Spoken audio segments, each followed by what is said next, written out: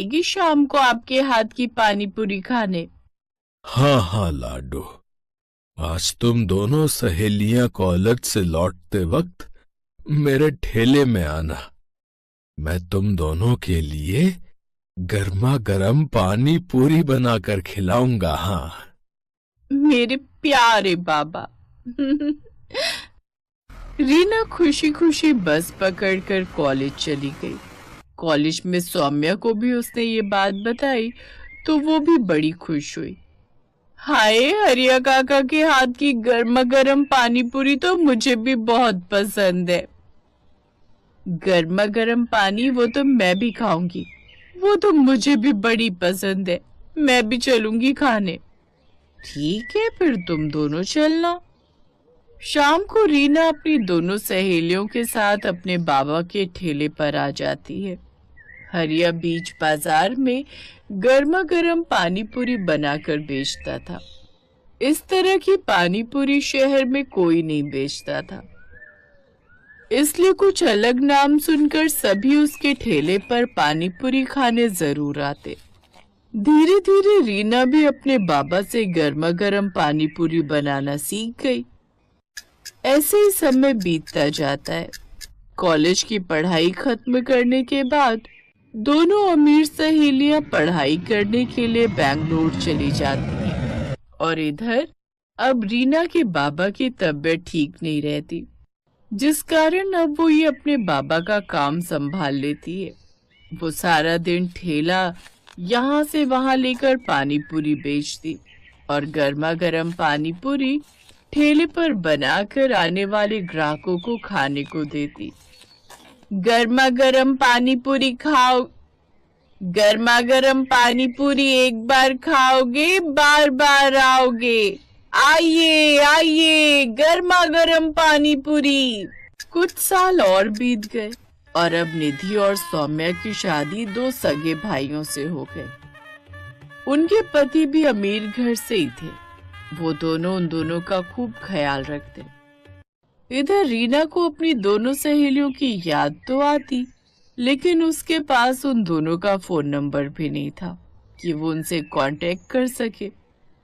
कुछ समय बाद रीना भी अपने बाबा के इलाज के लिए दिल्ली आ जाती है। अब वो वहीं एक झोपड़ी में रहकर अपने माँ बाबा दोनों का ख्याल रखती, साथ ही अपनी गर्मा गर्म पानी पूरी का ठेला लगाती।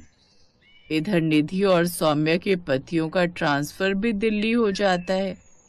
फिर एक रोज, सौम्या चलो, आज मैं तुम सबको पानी पूरी खिलाने ले चलता हूँ। तुम सबको तो पता ही है दिल्ली खाने पीने के लिए कितनी मशहूर है। हाँ हाँ, फिर तो सभी चलते हैं, बड़ा मजा आएगा।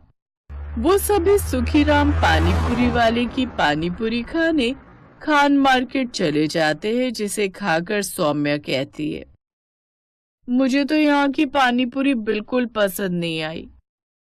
हाँ सौम्या, और खाकर तो देखो। सौम्या बिल्कुल ठीक कह रही है, वो स्वाद नहीं है इसमें। हमें नहीं खानी और पानी पूरी।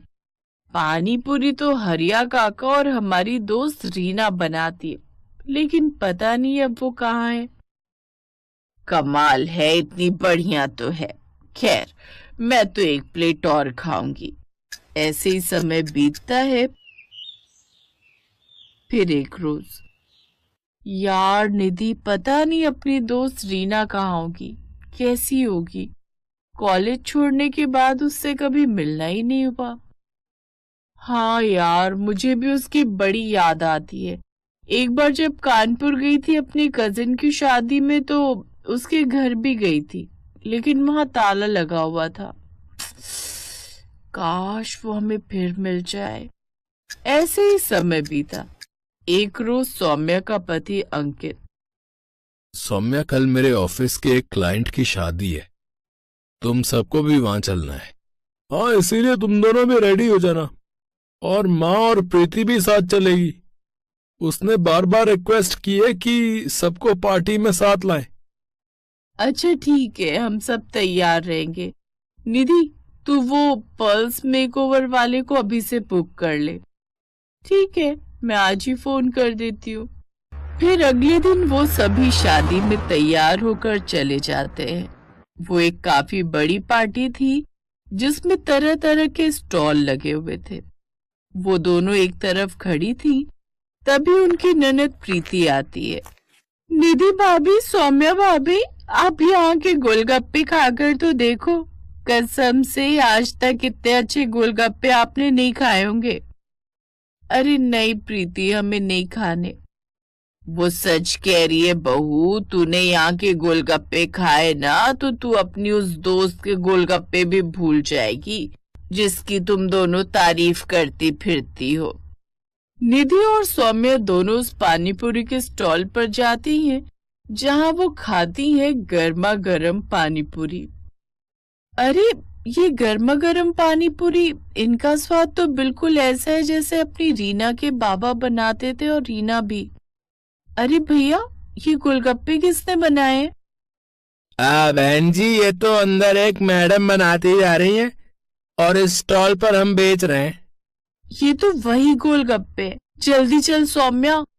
वो दोनों अंदर जाती हैं जहाँ रीना गर्मा गर्म गोलगप्पे बना रही थी। सौम्या और निधि को वो देखती है तो बड़ी खुश होती है। सौम्या, निधि, तुम दोनों यहाँ, तुम दोनों की शादी हो गई। कितनी अच्छी लग रही हो तुम दोनों। ये सब छोड़ और आकर पहले हमारे कलेजे से लग जा यार। ये बता रीना, तू इस हालत में कैसे? इतनी पढ़ी लिखी होकर भी तू ये सब शादी में गोलगप्पे बनाकर बेच रही है।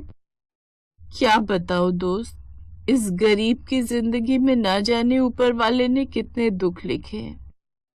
कॉलेज खत्म होने के बाद अचानक बाबा की तबीयत खराब रहने लगी, इसलिए घर खर्च चलाने के लिए मैं पानीपुरी बनाकर बेचने लगी। फिर बाबा के इलाज के लिए मैं उन्हें दिल्ली ले आई, लेकिन एक रोज अचानक उनकी मौत हो गई। खुद को संभालिए, अब वो कभी नहीं लौटेंगे। इन्हें कैंसर की बीमारी थी जो इनके लंग्स तक फैल चुकी थी। फिर खुद को संभाल कर रीना ने अपने पिता का दाह संस्कार किया, लेकिन पिता के जाने के बाद उसकी माँ भी सदमे में चली गई और उन्होंने भी बिस्तर पकड़ लिया। और फिर एक रोज, मेरी बच्ची, मेरे अलावा तेरा इस दुनिया में है ही कौन? अगर तेरे हाथ पीले हो जाते तो मैं बेफिक्र होकर मर सकती थी। नहीं माँ, मैं बड़े से बड़े अस्पताल में तेरा इलाज कराऊंगी। रीना ने दिन रात पैसे जमा किए थे